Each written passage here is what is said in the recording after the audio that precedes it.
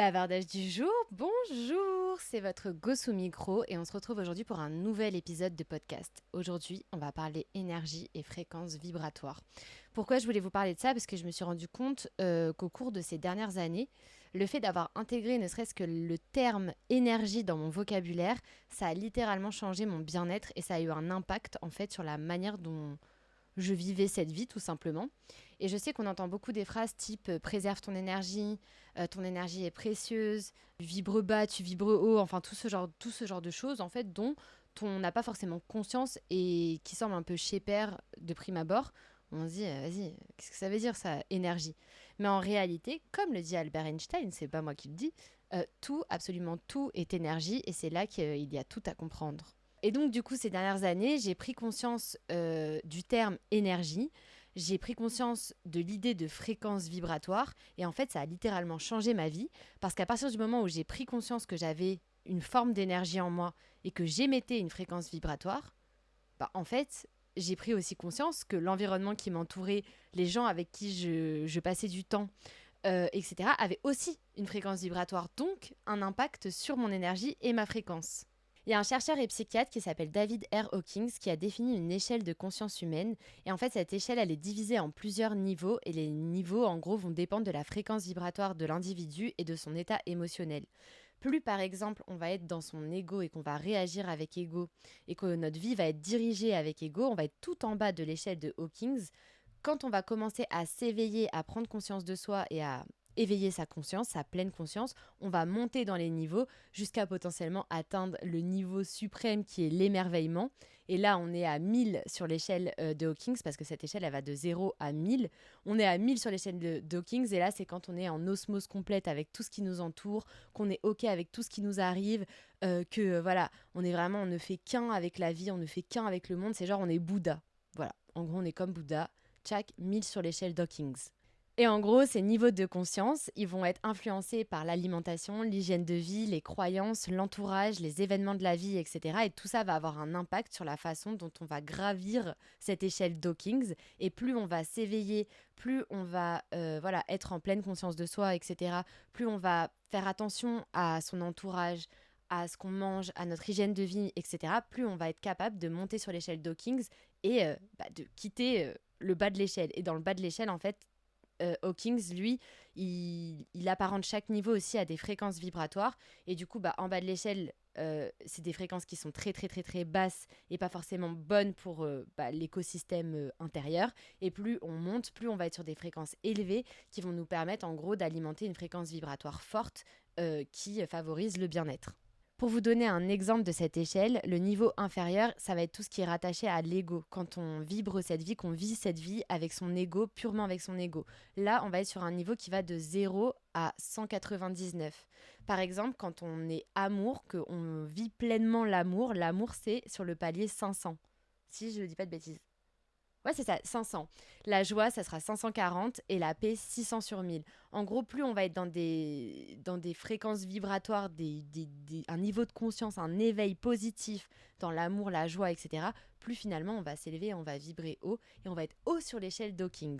Quand on prend conscience du pouvoir en fait qu'on a sur notre fréquence et sur notre énergie, c'est un truc de fou parce que du coup, on peut la cultiver et on peut favoriser du coup notre rayonnement. Et en fait, c'est vraiment un truc de fou comme notre entourage peut soit être une prison, soit être libérateur. Parce que en vrai, si vous êtes entouré de gens ultra négatifs tout le temps, c'est certain que vous allez commencer par cultiver et développer la négativité en vous. Tandis que quand vous êtes entouré d'amour et de joie, et forcément, vous allez commencer par vibrer et recevoir ces fréquences-là, ce qui va venir stimuler en gros votre énergie et votre fréquence vibratoire. Il y a un biologiste né en 44 qui s'appelle Bruce Lipton, qui lui a fait toutes ses recherches sur la biologie cellulaire. Et en fait, il a voulu voir si il y avait un lien entre la biologie cellulaire, la physique quantique et la conscience humaine. Lui, en fait, ce qu'il voulait vérifier, c'est est-ce que l'environnement, les personnes, les croyances, les pensées, l'entourage pouvaient avoir un impact sur nos cellules.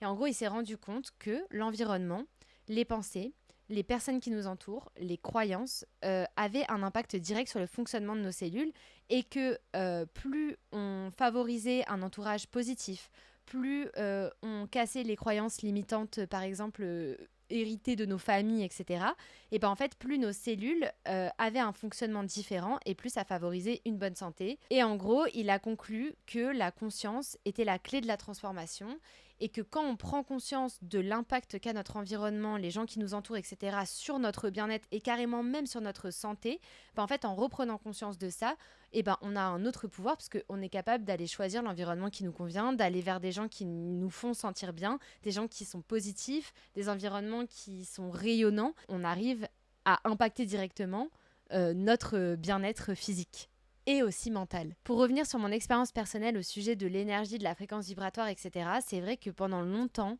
j'ai été entourée de personnes qui se plaignaient beaucoup. J'avais beaucoup de gens autour de moi qui drainaient mon énergie. J'ai eu beaucoup de relations toxiques, drainantes. J'ai croisé beaucoup de vampires énergétiques, etc. Des gens vraiment qui font de leurs problèmes, leur personnalité, qui cultivent vraiment ces émotions négatives-là, etc. Et qui ne se rendent pas compte, en fait, que ils vibrent extrêmement bas. Et je trouve qu'il faut faire un disclaimer sur le sujet parce que la vie, c'est pas un paquet de chips, c'est pas ouh, oui, oui, tout va bien, etc. Il y a des moments dans la vie qui sont difficiles, les émotions négatives existent. Simplement, il y a un moment dans la vie où on a le choix d'en faire quelque chose, on a le choix de se relever, on a le choix de ne pas cultiver ces émotions négatives-là, etc. et de ne pas faire de ses problèmes sa personnalité. Et je pense que parmi vous, il y en a qui vont comprendre ce que je veux dire. Il y a des gens dans cette vie qui vraiment se servent de leurs problèmes pour légitimer des comportements, qui se servent de leurs problèmes pour, voilà, peut-être par peur d'aller bien, etc. Et ces gens-là, vraiment, vibrent à basse fréquence et ont un impact négatif sur les gens qui les entourent. Et ça, c'est réel. Alors qu'à contrario, quand il y a des personnes qui cultivent la joie, qui sont optimistes, qui ont de l'ambition, qui, voilà, sont dans l'énergie de cette vie, ça a forcément un impact sur les personnes qui les entourent aussi. Et je pense qu'on a tous des idées de personnes en tête qui résonnent en nous quand on parle voilà, de négativité, de peur, de stress, de mauvais. Et quand on parle de joie, d'amour, d'optimisme, etc. Et en vrai, c'est deux salles, deux ambiances et c'est réel. L'impact que ça a sur l'entourage, c'est réel, quoi. Personnellement, ma vie a littéralement changé à partir du moment où j'ai pris conscience de la notion d'énergie. Et aujourd'hui, je suis contente parce que j'arrive à m'entourer de personnes qui sont positives, qui ont l'amour en elles, etc. Et encore une fois, ça ne veut pas dire que ces personnes-là n'ont pas de problème dans leur vie. Ça ne veut pas dire que demain, je ne peux pas retrouver mes copines et autour de la table aborder des problématiques, des sujets profonds, des peines, même des moments de colère. Mais c'est plus comment on transforme ces émotions-là, cette fréquence-là, comment on la rend élevée.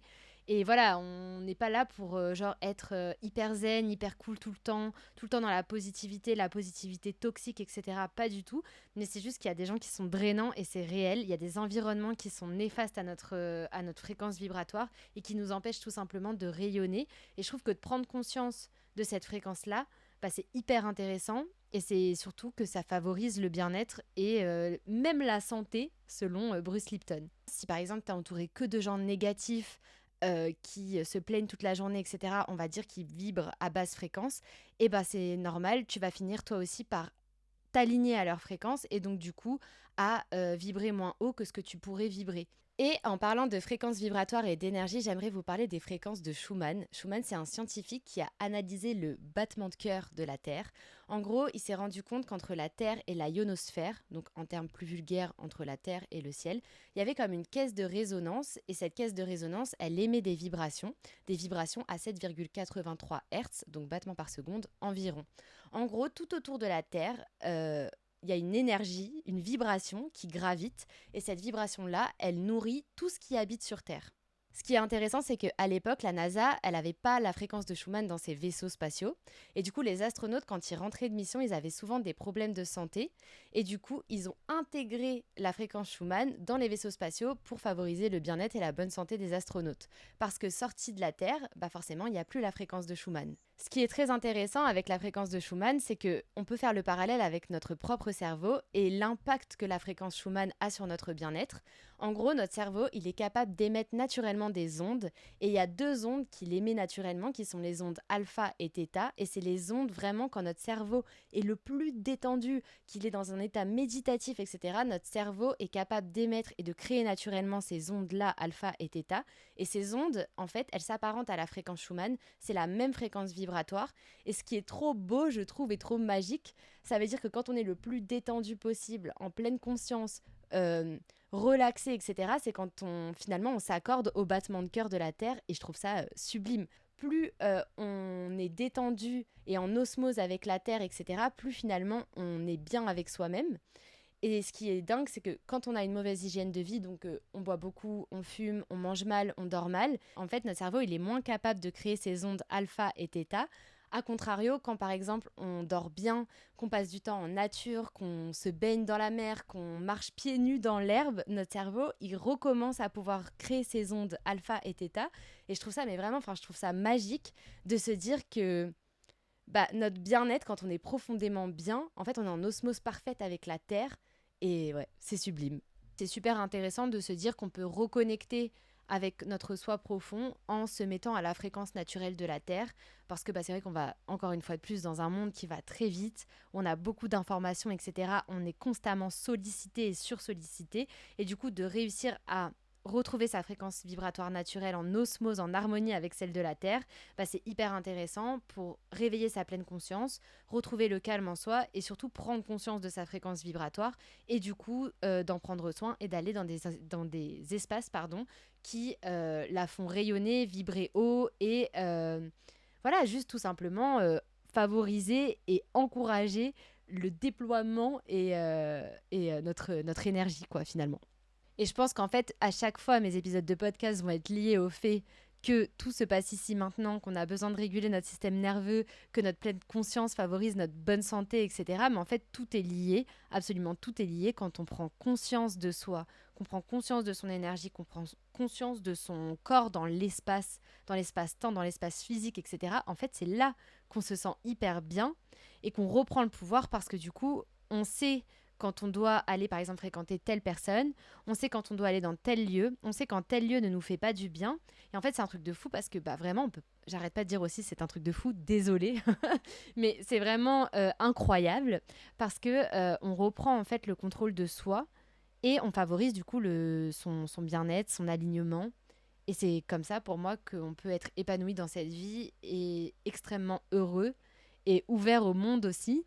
Et du coup, je trouve ça hyper intéressant, les sujets d'énergie et de fréquence vibratoire. J'espère que cet épisode vous plaît. Pour résumer en gros tout ce qu'on s'est dit jusqu'à maintenant, absolument tout est énergie. On a tous en nous une fréquence vibratoire et cette fréquence vibratoire a un impact auprès de notre entourage et notre entourage a un impact sur notre fréquence vibratoire.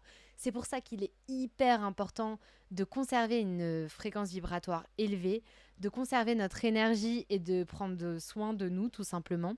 C'est important d'être près d'un entourage qui est heureux, joyeux, positif, optimiste et qui a l'amour, voilà, qui porte l'amour. Parce que quand on est auprès de trop de personnes négatives, stressées, qui cultivent la peur, qui se moquent des gens, qui font que des can, en fait, on empêche clairement notre être de rayonner. Et en fait, sans s'en rendre compte, on s'aligne à la fréquence qui nous entoure.